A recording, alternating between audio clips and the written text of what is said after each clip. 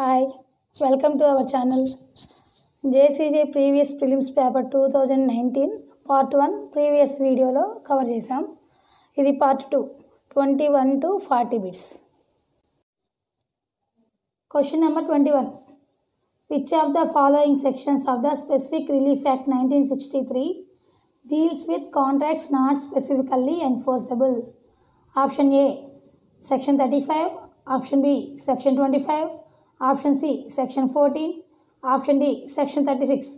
The answer is Option C, Section 14. Specific Relief Act 1963, Section 14 explains about contracts which cannot be specifically enforced.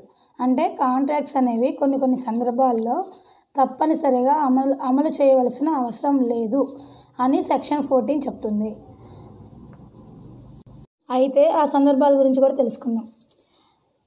Contract ఒప్పందం అమలు కానప్పటికీ ద్రవ్య రూపంలో చెల్లించే అవకాశం ఉన్నప్పుడు, ఒప్పందంలో సూక్ష్మమైన లేక ఎక్కువ సమస్యలు ఉన్నప్పుడు, పార్టీస్ ఇష్టాల మీద ఆధారపడి ఉన్నప్పుడు, కోర్టు పర్యవేక్షించడం అసాధ్యం అయినప్పుడు, భవిష్యత్తులో తలెత్తే విభేదాలు సమస్యల గురించి ఆర్బిట్రేటర్ని మధ్యవర్తిని నియమించుకున్నప్పుడు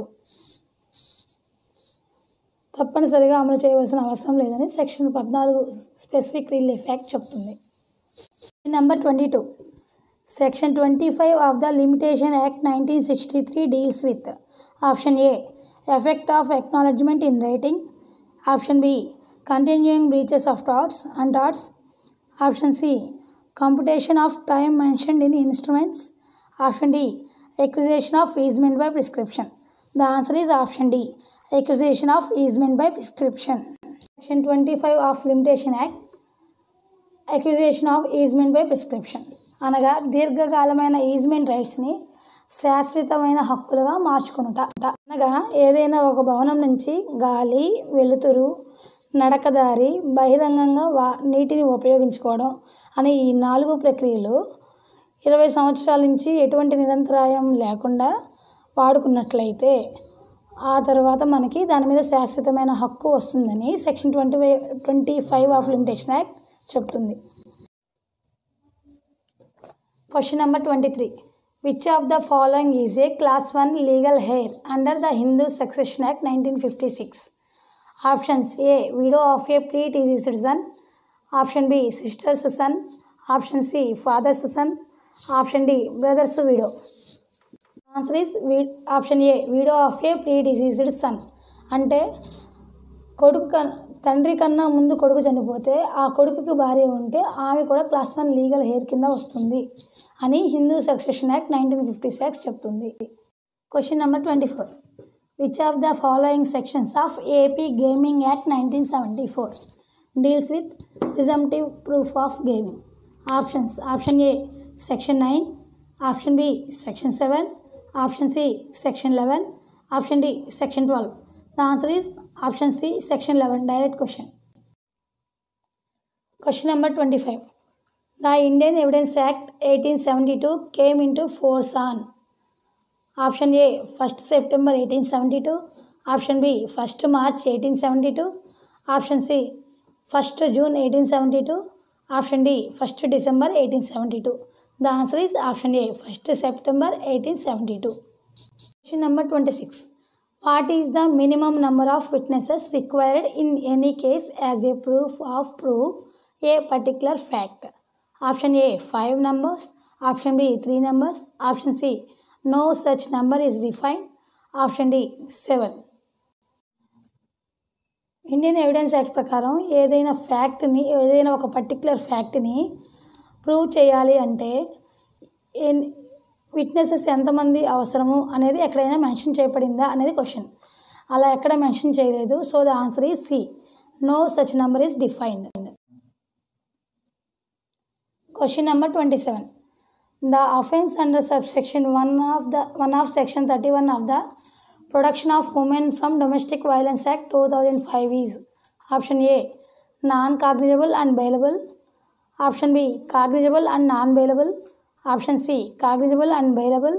Option D, non-cognizable and non-bailable. The answer is option B, cognizable and non-bailable.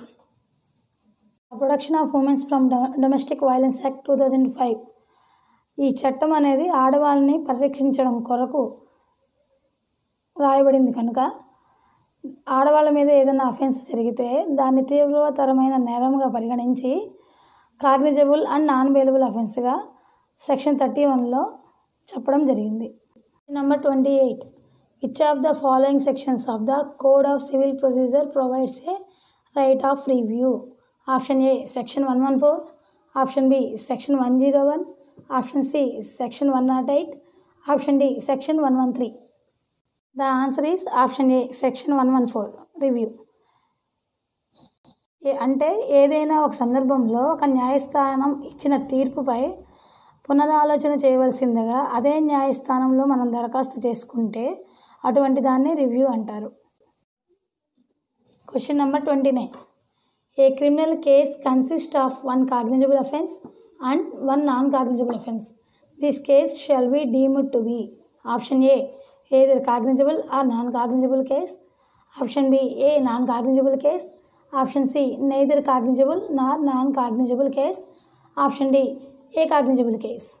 Answer is option D, a cognizable case. ఏదైనా ఒక కేసులో రెండు రకాల అఫెన్స్లు ఉంటాయి. ఒకటి కాగ్నిజబుల్ అఫెన్స్ అండ్ ఇంకొకటి నాన్ కాగ్నిజబుల్ అఫెన్స్ అయితే ఆ కేసుని ఎలా తీసుకుంటారు అనేది క్వశ్చన్. ఏదైనా ఒక కేసులో రెండు రకాల అఫెన్స్లు ఉన్నప్పుడు దాన్ని కాగ్నిజబుల్ కేసుగానే తీసుకుంటారు. So the answer is option D, cognizable case. Question number 30. Which of the following is correct? Option A, the plaintiff claims full interest in the subject matter of the interpleader suit. No. Option B, section 79 of the Code of Civil Procedure provides interpleader suit. No.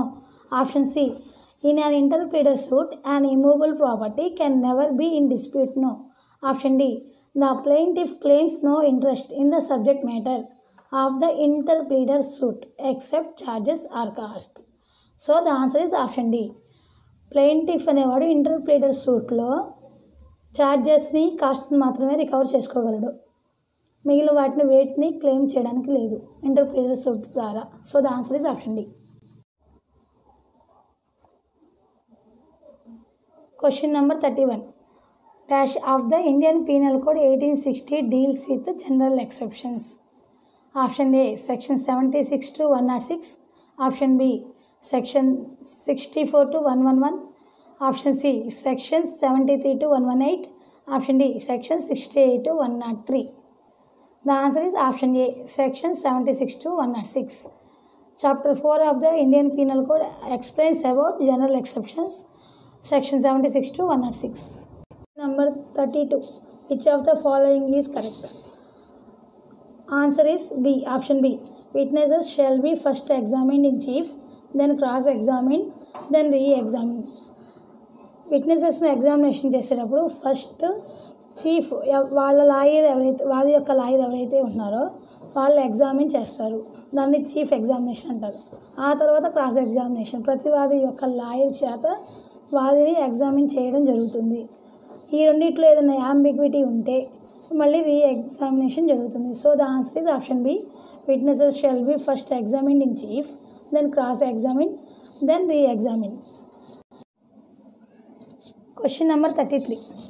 According to section 2 clause 35 of the juvenile justice care and protection of children act 2015, juvenile means a child below the age of. Option A 16 years, option B 19 years, option C 18 years, option D 15 years. The answer is option C, 18 years. Number 34. Section 13B of the Hindu Marriage Act 1955 deals with option A, voidable marriages, option B, punishment of bigamy, option C, void marriages, option D, divorce by mutual consent. The answer is option D, divorce by mutual consent. A, voidable marriages explains about section 12. Option B, punishment of bigamy explains about section 17 of Hindu Marriage Act. Option C, void marriages explains about section 11. So the answer is option D, divorce by mutual consent, 13B. Question number 35. Which of the following is not a suit of a civil nature? ఈ కింద చెప్పిన వాటిలో ఏది civil nature కానిది, ఏ దావా civil నేచర్కి సంబంధించింది కాదు అనేది question. Option A suit relating to rights to property. Option B, suit for specific reliefs. Option C, suit involving purely religious rites or ceremonies. Option D, suit for restitution of conjugal rights. The answer is option C, suit involving purely religious rites or ceremonies. Suit involving purely religious rites or ceremonies అంటే ఏదైనా ఒక దావా స్పెసిఫిక్గా ఒక మతానికి సంబంధించింది అయి ఉన్నా లేదా వాళ్ళ కష్టం ద్వారా వాళ్ళు ఏర్పరచుకున్న వేడుకలకు సంబంధించింది అయి ఉన్నా అది సివిల్ నేచర్కి సంబంధించింది కాదు అని చెప్తుంది. So the answer is C. Question number 36. According to the Code of Criminal Procedure 1973, the High Court has the power to confirm a sentence of death passed by the Court of Session under. High కోర్టుకి ఏ section ద్వారా death sentence pass చేసే హక్కు ఉంటుంది అనేది question. Option A section 364, option B section 365, option C section 368, option D section 363. సహజంగా section 366 ప్రకారం మరణశిక్షను sessions court విధించబడుతుంది. అయితే దానిని ధృవీకరించాల్సిన బాధ్యత హైకోర్టు మీద ఉంటుంది.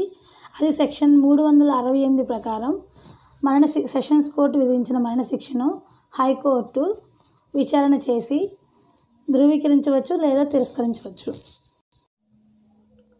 Question number 37. What is the maximum period of imprisonment prescribed under section 41 of the Andhra Pradesh excise act 1968?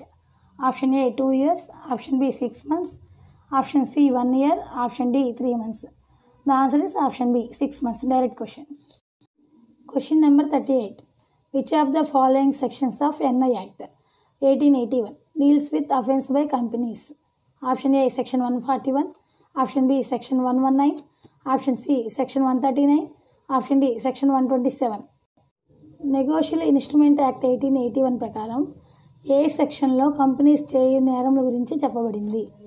Direct question. Answer section 141 ప్రకారం companies చేయు నేరం గురించి చెప్పబడింది. So the answer is option A. Question number 39. Confidential communications between legal adviser and client are privileged and protected under option A section 134 of Indian evidence act 1872, option B section 133 of Indian evidence act 1872, option C section 129 of Indian evidence act 1872, option D section 139 of Indian evidence act 1872. The answer is section 129 of Indian evidence act 1872. Section 129 of Indian evidence act 1872 ప్రకారం ఒక క్లయింట్కి అడ్వకేట్కి మధ్య జరిగిన సంభాషణని ఎవరికి చెప్పవలసిన అవసరం లేదు అని ఈ సెక్షన్ ద్వారా ప్రొటెక్ట్ చేయడం జరుగుతుంది. Question number 40. Which of the following sections of the IPC Indian penal code 1860 deals with grievous hurt? Section option A section 310, option B section 294, option C section 320, option D section 303. Direct question. Option C. The answer is option C section 320. I hope all are understand. Thanks for watching.